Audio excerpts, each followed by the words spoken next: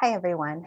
This lecture is called Emerging into Adulthood, and we'll be talking about what it means to be an adult and some of the issues that arise with figuring that out and launching into adulthood. Just an FYI, this lecture is going to be a little bit longer than some of the other ones that we've had for this course, so you may want to take it in sections. Okay, so what does it mean to be an adult?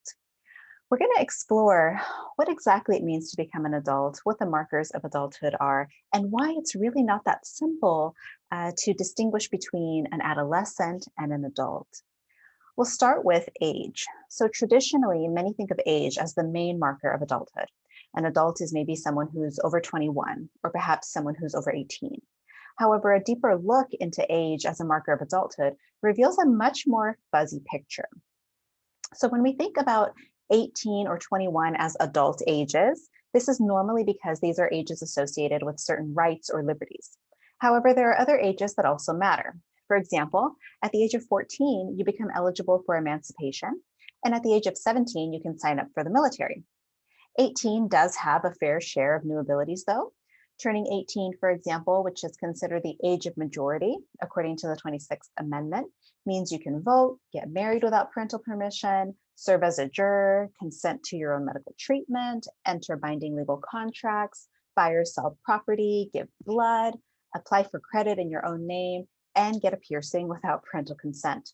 However, there remains some rights and responsibilities that are not granted to 18-year-olds. So then we have age 21. And at age 21, you're able to purchase and use tobacco products, e-cigarettes, vaping products, and so on, and alcohol. And you can also adopt a child. Interestingly, though, it's actually not until the age of 25 that you can rent a car without paying additional fees, paying additional fees for doing so because of your age, and you can drive internationally. And if we wanted to push this a little bit further, it's actually not until age 35 that you could run for president. So in reality, there's no real age when you go clearly from a child or adolescent to an adult. Further, if we consider that not every 18-year-old is the same, age doesn't quite seem to help us mark adulthood as well as we might think. So perhaps it's some kind of societal marker. So here are some societal events or experiences that may be associated with adulthood. But as you can see, there's disagreement about whether or not these things really mean that you've become an adult. For example, although the majority of parents and emerging adults said that accepting responsibility for oneself is the marker of adulthood, it's by no means a consensus, especially for emerging adults themselves.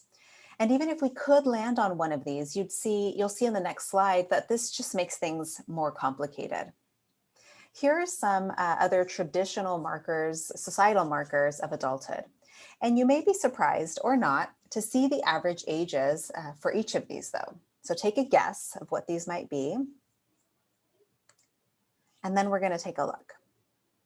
All right, so in terms of sexual intercourse, the latest data I could find was from the CDC in 2017, and it indicated that 53% of 17-year-old females had had sexual intercourse, while for males, the 50% mark wasn't reached until closer to 18. So is it 17 or 18?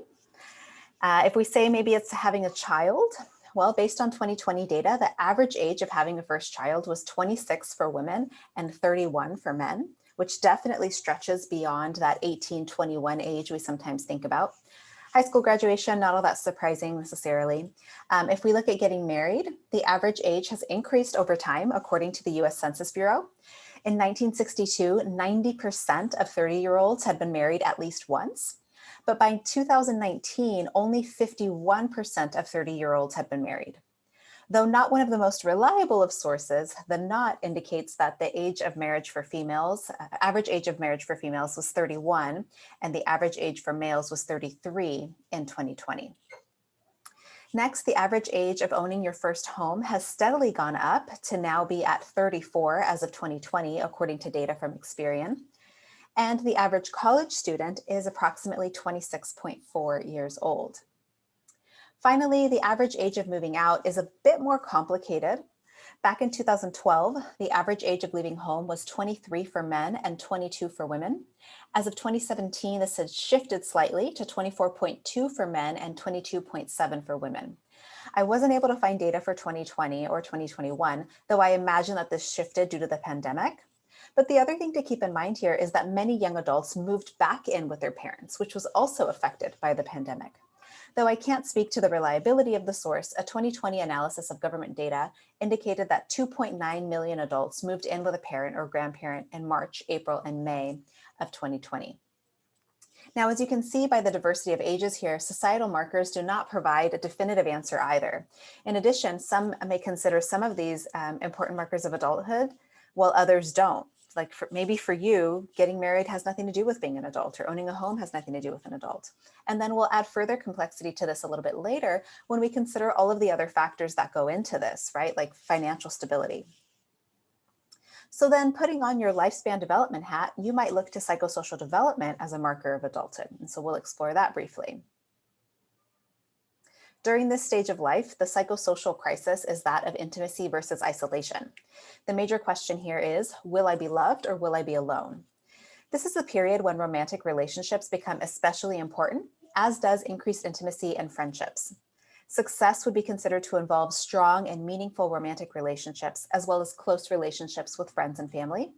Alternatively, failure would involve having poor romantic relationships, no deep sense of intimacy in friendships or relationships, and feelings of loneliness and isolation. These may sound familiar as they're symptoms we often see with clients who are struggling with depression and are coming to therapy. So finding that we don't yet have a real definitive answer, perhaps it truly is a combination of all of these things. And perhaps there's no definitive age when one goes from adolescent to adult. I would definitely agree with this personally and would add that adulthood comes at different ages and stages for different people. And theoretically, you could have adult-like traits or be an adult in certain areas of your life, but maybe not in all or in others. So to recognize this in-between stage, developmentalists have categorized this period as emerging adulthood. Emerging adulthood lasts between 18 and 25, typically, although I believe it probably extends a little bit further. And this in-between stage of adolescence and adulthood is known as a period when individuals are trying to figure out who they are and develop a clear sense of identity, including perspectives on love, work, worldview, meaning in life, and so on. Arnett has described this period in 5 ways. First, as I mentioned in the previous slide, it's an age of identity exploration. Emerging adults are trying to figure out who they are and what they want out of life.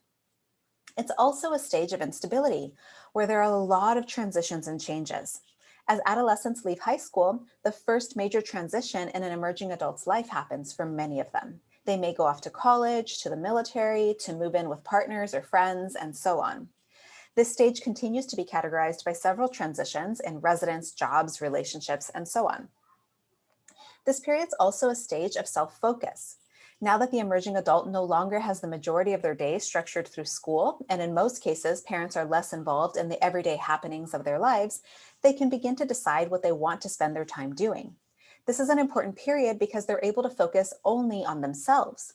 Many folks during this time are not married, so they don't have to worry about a spouse, they don't have children to care for, and they likely don't have to worry about sustaining a busy career. Next, feeling in between is normal here because while they're taking responsibility for themselves, they may not feel completely like an adult. Perhaps they still live at home, are financially dependent on their parents, are still in school, and so on. Finally, this is a period of possibilities because emerging adults can choose what they want to do and how they want to do it. And for the most part, they believe they have high chances of living a better life than their parents did, although this will contradict itself a little bit later in this lecture. With so many possibilities, less structure, and so on, this is also a period with many potential complications, and I'm going to explore a couple of those here. In addition, we must also remember that for many adolescents and in many cultures, this period of emerging adulthood is not allowed or possible. You are expected to launch directly into a career that can help sustain the family or can contribute to the family in some way. And this identity exploration isn't really allowed. Okay. As you likely already know, transitions, even good ones, bring stress.